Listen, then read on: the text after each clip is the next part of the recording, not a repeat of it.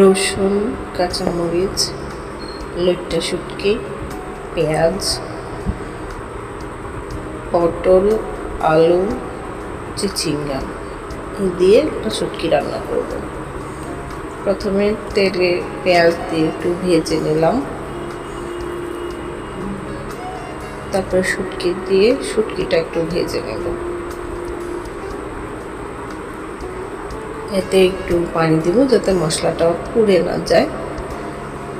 তারপর হলুদ, মরিচের গুঁড়ি, ধনের গুঁড়ি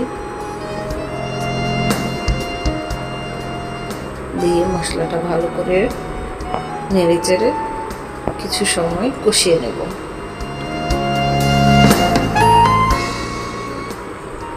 তারপর রসুন দিয়ে দিলাম। রসুনের তেটাই একটু বেশি পরিমাণ লাগে, তাহলে খেতে অনেক ভালো হয়। লবণ দিতে ভুলে গিয়েছিলাম, লবণ দিয়ে দিলাম। তারপরে একে একে সবজিগুলো দিয়ে দেব, দিয়ে ভালো করে নেড়ে কিছু সময় কষাবো।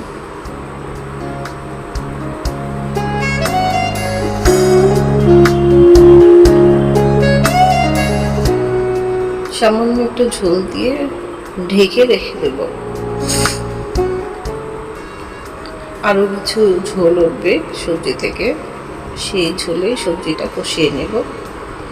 কষাতে কষাতে সবজিটা সিদ্ধ হয়ে আসবে।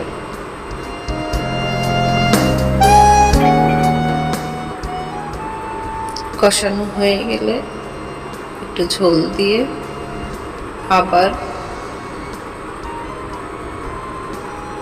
ঢেকে রাখবো।